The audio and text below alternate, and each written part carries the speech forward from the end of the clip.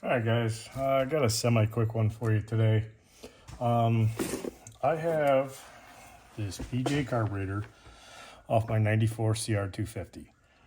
This carb's been vapor blasted, rebuilt, rejetted. I'm not a huge fan of the Keihin PJs, so I did put some time into it. I replaced the choke tower. Come to find out, the float seat, the brass seat that sits inside of this carburetor is worn. So no matter where I got my floats, I was always drooling a little bit of gas. So what I did as an experiment is I went to Rocky Mountain and I got the QA Parts CARB. Now yes, this is a Chinesium knockoff PWK, but I'm going to swap everything over to original Keihin jets out of the PJ, and we're going to test it because as of right now, unless I spend a few $100 on a PWK airstriker through JD Jetting or Sudco or one of those other companies, I figure for 43 bucks, hell, the vent hoses are worth 20. Give it a whirl and see what it does.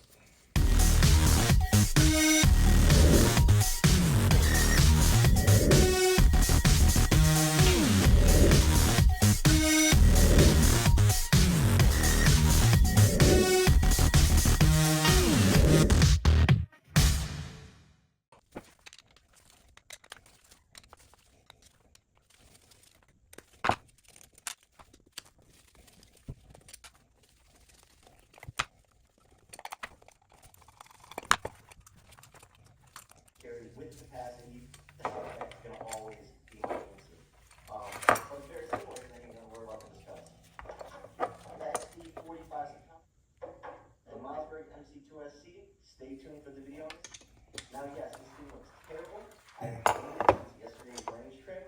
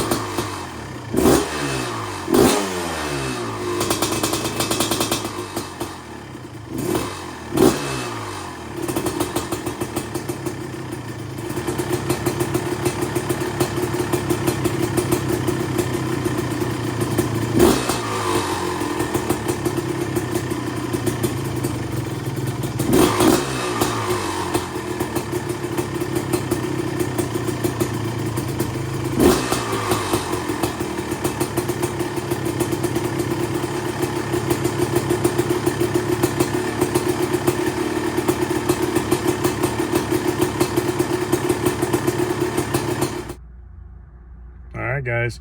So you saw it firsthand. Fired up, first kick, and that bike has never done that. I've always done the priming kicks. Well, not always done, but since the CR500s, I primed the cylinder. Just a habit I've gotten myself into.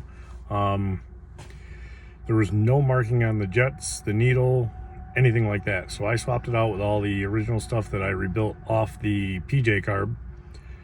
Obviously haven't tested it yet, but we're gonna see where that gets us. I figure it's a good baseline. Had to mess with the idle a little bit and the air screw. Fired it up again today after work. 2-3 kicks and we're right back to where we started. So I think it's gonna be a good addition to the bike. We'll find out. But again, thanks everybody for watching. Appreciate it. And catch you on the next one.